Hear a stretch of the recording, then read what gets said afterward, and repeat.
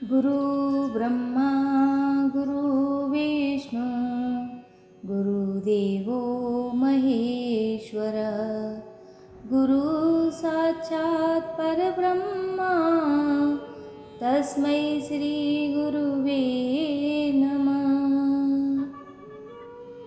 प्रिय भक्तगणों, गुरु पूर्णिमा की आप सभी को बहुत बहुत शुभकामनाएं। हम सभी के जीवन में गुरु का स्थान सबसे अहम माना जाता है। उनकी दी हुई शिक्षा से ही हम आगे बेहतर कार्य और अपनी प्रतिभाओं को लोगों के सामने प्रदर्शित कर पाते हैं। हमारे शास्त्रों में भी कहा गया है कि बिना गुरु के आप भगवान को भी नहीं पा सकते। सनातन धर्म में तो गुरु की महिमा का बखान अलग अलग तरीकों से किया गया है। इसीलिए आषाढ़ शुक्ल पूर्णिमा के दिन गुरु पूर्णिमा का पर्व मनाया जाता है। इस दिन हर कोई अपने गुरु जी की पूजा करता है, लेकिन इस पर्व को महर्षि वेद व्यास के जन्म के खास मौके पर मनाया जाता है। इसकी कथा का भी काफ़ी खास महत्व है। गुरु पूर्णिमा का पर्व मनाने के पीछे मुख्य कारण है महर्षि वेद व्यास का जन्म। महर्षि वेद व्यास भगवान विष्णु के अंश के रूप में धरती पर आए थे। उनके पिता का नाम ऋषि पाराशर और माता सत्यवती थी। उन्हें बाल्यकाल से ही अध्यात्म में काफ़ी रुचि थी, जिसको पूरा करने के लिए उन्होंने अपने माता पिता से प्रभु दर्शन की इच्छा प्रकट की और वन में जाकर के तपस्या करनी शुरू कर दी। लेकिन उनकी माता ने इस इच्छा को मना कर दिया। महर्षि वेद व्यास ने अपनी माता से इसके लिए हट किया और अपनी बात को स्वीकार करा लिया। लेकिन उन्होंने आज्ञा देते हुए कहा कि जब घर का ध्यान आए तो वापस हमारे पास लौट आना।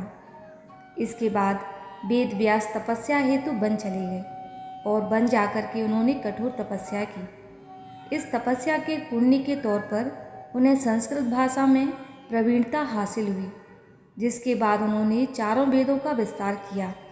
महाभारत कथा, 18 महापुराणों और ब्रह्मास्त्र की रचना की। उन्हें वरदान प्राप्त हुआ। ऐसा कहा जाता है कि किसी न किसी रूप में हमारे बीच महर्षि वेद व्यास जी आज भी उपस्थित हैं। इसीलिए हिंदू धर्म में वेद व्यास भगवान के रूप में पूजे जाते हैं। आज भी वेदों का ज्ञान लेने से पहले महर्षि वेद व्यास का नाम सबसे पहले लिया जाता है। गुरु पूर्णिमा के खास मौके पर आज महर्षि वेद व्यास जी की पूजा की जाती है। प्रिय भक्तगणों, अब हम श्रवण करेंगे गुरु पूर्णिमा के अवसर पर एक सुंदर कहानी। तो आप सभी भक्तगण बड़ी ही श्रद्धा और प्रसन्नचित्त मन से इस पावन कथा को श्रवण कीजिए। एक समय की बात है, किसी गांव में एक गुरुजी अपने कुछ शिष्यों के साथ अपने आश्रम में रहते थे। उनके सभी शिष्य बारी बारी गांव में भिक्षा लेने जाते थे। एक दिन उनका एक शिष्य भोला भिक्षा लेने के लिए गांव में गया और घर घर भिक्षा की मांग करने लगा। गांव में उसने भिक्षा के लिए एक दरवाज़ा खटखटाया तो अंदर से बड़ी बड़ी दाढ़ी वाला एक तांत्रिक बाहर आया और बोला, यह कौन है जो मेरे दरवाजे पर किसी और का गुणगान कर रहा है। तब भोला बोला, मेरे गुरुजी महाराज सर्व सामर्थ्य तांत्रिक ने यह सुना तो क्रोध में आकर के बोला, इतना दुस्साहस मेरे दरवाजे पर आकर किसी और का गुणगान करता है। देखता हूँ कितना सामर्थ्य है तेरे गुरुजी में कि मैं तुझे श्राप देता हूँ, तू कल का उगता हुआ सूरज नहीं देख पाएगा, अर्थात तेरी मृत्यु हो जाएगी। शिष्य ने जब यह सुना तो वह देखता ही रह गया और आसपास के गांव वाले कहने लगे, इस तांत्रिक का दिया हुआ श्राप कभी व्यर्थ नहीं जाता। शिष्य बेचारा उदास होकर के वापस अपने आश्रम की ओर चल दिया। वह रास्ते पर यही सोचता रहा कि आज मेरा अंतिम दिन है, मेरा समय खत्म होने वाला है। वह जैसे ही आश्रम में पहुंचा तो गुरुजी महाराज हंसते हुए बोले कि ले आए भिक्षा। तब भोला बोला, गुरुदेव भिक्षा में अपनी मौत ले आया हूँ। और उसने सारी घटना अपने गुरुजी को सुना दी। एक कोने में चुपचाप उदास बैठ गया।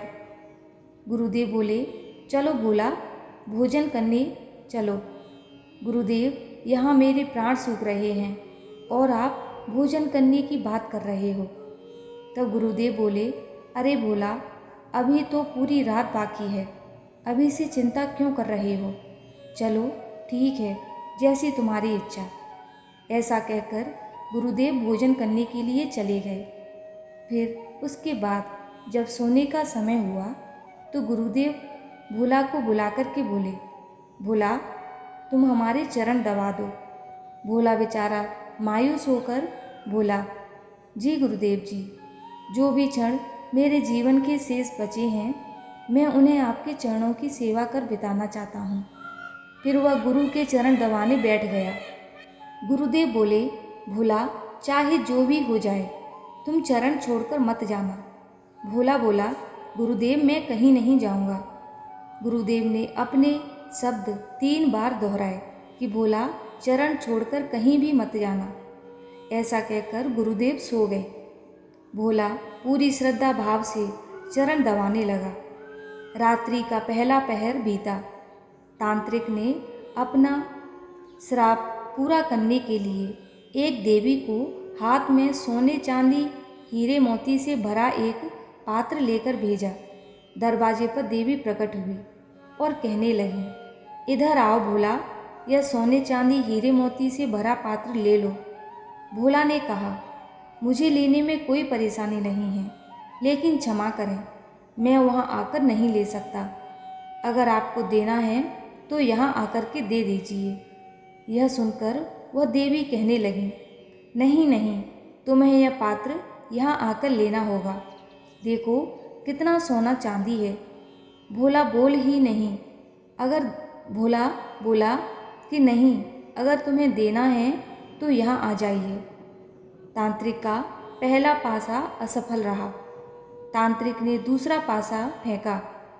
रात्रि का दूसरा पहर आया। भोला गुरु महाराज के चरण दबाने की सेवा कर रहा था। तांत्रिक ने इस बार बोला कि वह माँ का रूप बना कर के भेजेगा। दरवाजे पर उसने आवाज़ लगाई, बेटा तुम कैसे हो? भोला ने अपनी माँ को देखा तो वह सोचने लगा, अच्छा हुआ माँ के दर्शन हो गए मुझे। मरने से पहले माँ से भी मिल लेता हूँ। वह औरत जो माँ का रूप धारण करके आई थी बोली, बेटा आओ, मेरे गले से लग जाओ, बहुत दिन हुए तुमसे मिले हुए। भोला बोला, क्षमा करना माँ, लेकिन मैं वहाँ नहीं आ सकता, क्योंकि अभी गुरु जी के चरणों की सेवा मैं कर रहा हूँ। मुझे भी आपको गले लगाना है, इसीलिए आप यहीं आ जाइए। फिर वह औरत वहाँ से चली गई। इसी प्रकार रात्रि का तीसरा पहर बीतने को था। इस बार तांत्रिक ने यमदूत रूप वाला राक्षस भेजा। राक्षस द्वार पर आकर भोला से बोला, चल तुझे लेने आया हूँ, तेरी मृत्यु आई है। भोला चिल्लाते हुए बोला, काल हो या महाकाल, मैं नहीं आने वाला। अगर मेरी मृत्यु आई है तो यहीं आकर मुझे ले जाओ, लेकिन मैं गुरु के चरण नहीं छोड़ूंगा। बस फिर क्या था, वह राक्षस भी वहाँ से चला गया। सुबह जब हुई, सूर्योदय हुआ तो गुरुदेव महाराज नींद से उठे और बोले, सुबह हो गई भोला? भोला ने बोला, हाँ गुरुदेव, सुबह हो गई। गुरुदेव ने कहा, अरे तुम्हारी तो मृत्यु होने वाली थी, तुमने ही तो कहा था कि तांत्रिक का श्राप कभी व्यर्थ नहीं जाता, लेकिन तुम तो जीवित हो भोला। सोचते हुए बोला कि जी गुरुदेव जी, लग तो यही रहा है कि मैं जीवित हूँ। फिर उसे सारी रात्रि वाली घटना समझ में आ गई कि गुरुदेव ने क्यों कहा था कि जो भी हो जाए तुम चरण छोड़कर मत जाना। फिर भोला गुरुदेव के चरण पकड़कर रोने लगा और कहने लगा कि जिसके सर पर गुरु का हाथ हो उसका काल भी कुछ नहीं कर सकता। गुरु की आज्ञा पर जो शिष्य चलता है उसे तो स्वयं मौत भी आने से एक बार नहीं अनेक बार सोचती है। जय गुरुदेव। गुरु ब्रह्मा गुरु विष्णु गुरुदेवो महेश्वरः, गुरु साक्षात् परब्रह्मा, तस्मै श्री गुरुवे नमः। गुरु पूर्णिमा की आप सभी को बहुत बहुत शुभकामनाएं। जय श्री कृष्णा। राधे राधे।